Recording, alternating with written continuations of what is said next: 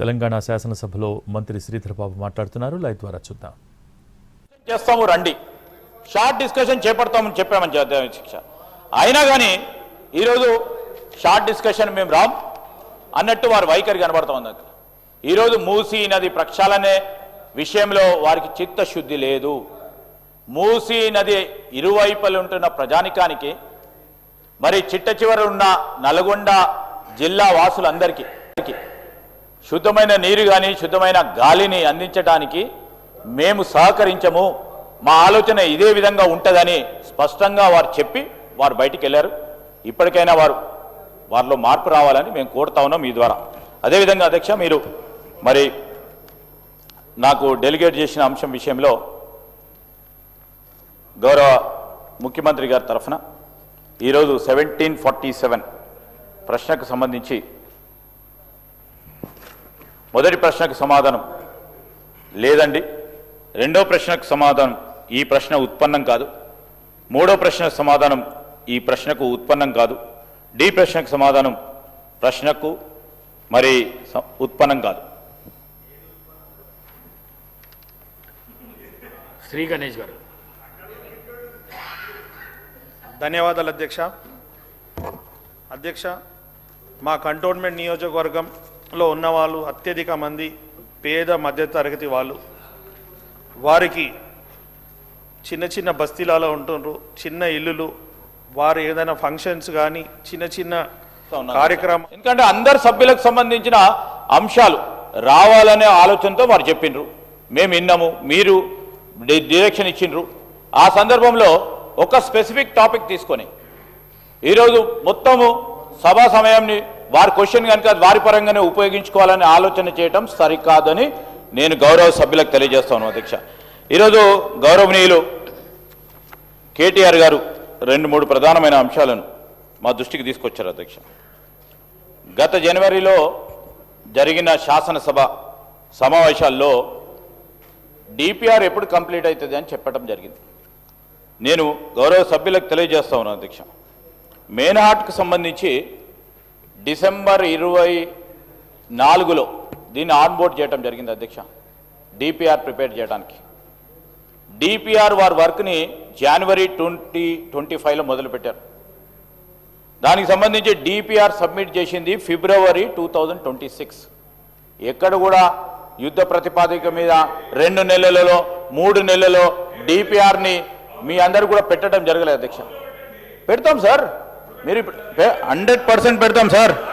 ఈరోజు నేను గౌరవ స్పీకర్ గారి అనుమతితో వారు ఫిబ్రవరిలో ఈ డిపిఆర్కు సంబంధించిన అంశాన్ని షార్ట్ డిస్కషన్ పెట్టినప్పుడు మా గౌరవ ముఖ్యమంత్రి గారు కూడా ఆ షార్ట్ డిస్కషన్కు సంబంధించిన అంశం విషయంలో మాట్లాడదలుచుకున్నారు కనుక చెప్తా ఉన్నాను. ఎందుకంటే మీ దృష్టికి తీసుకొస్తా ఉన్నాను సార్.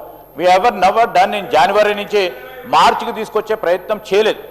ఎందుకంటే సార్ ఈరోజు నేను చెప్తా ఉన్నాను sir, first phase of DPR ఇది మీరు అడిగిన ప్రశ్నకి ఫస్ట్ నేను చెప్తాను సుధీర్ రెడ్డి గారు.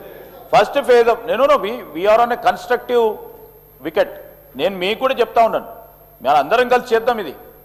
ఇప్పుడు నాగేందర్ గారు చెప్పారు, మీరు కూడా అదే 50 మీటర్ల బఫర్ జోన్కు సంబంధించి 2016లో ఇచ్చిన జీవో, ఆ జీవోనే మేము ముందుకు సాగిస్తూ ఉన్నాం. మేమేం కొత్త జీవో తీసుకురాలేదు. దాంట్లో 2016లో బఫర్ జోన్ అంటే ఏంది, 50 మీటర్లు ఉండాలని ఇరువైపులా, అటువైపు 50 మీటర్లు ఇటువైపు 50 మీటర్లు ఉండాలని మీరు తీసుకొచ్చిన జీవోకు సంబంధించిన అంశాన్నే సభ దృష్టికి తీసుకొస్తా ఉన్నాను, మీ దృష్టికి మరొకసారి డెప్త్కి తీసుకొస్తా ఉన్నాను అధ్యక్షుడే.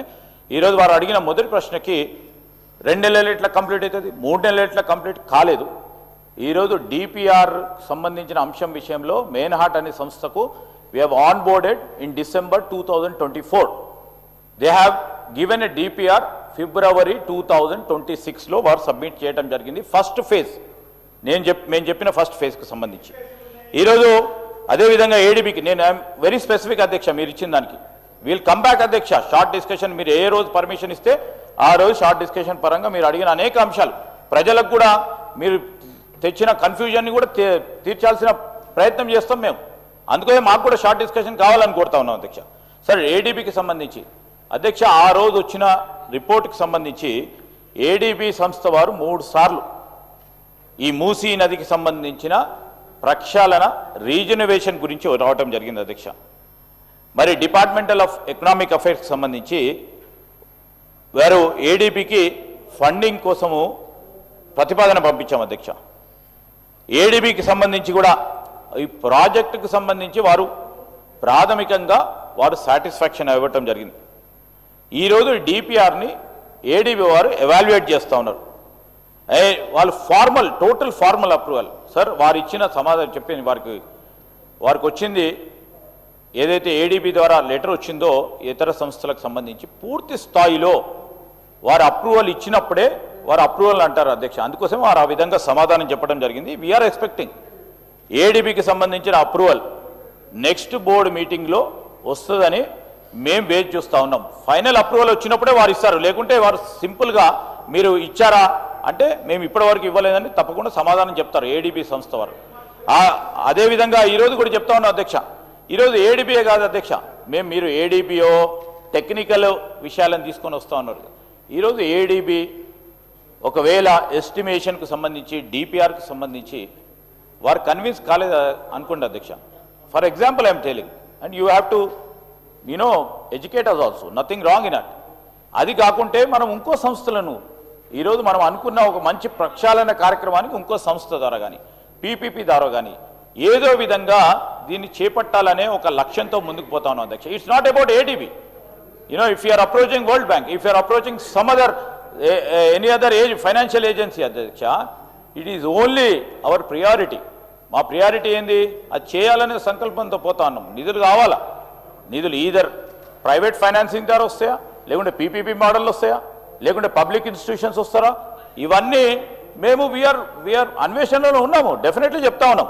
ఆ సందర్భం నుంచి కాదు, ఇంకోటి 3వ అంశం అధ్యక్ష, మీరు అడిగిన 3 ప్రధానమైన మేనాడు సంస్థకు సంబంధించి వారు అనేక ప్రాజెక్ట్స్ ఇండియాలో చేపట్టడం జరిగింది. ఒకటే కాదు అధ్యక్ష, ఇది మేనాడు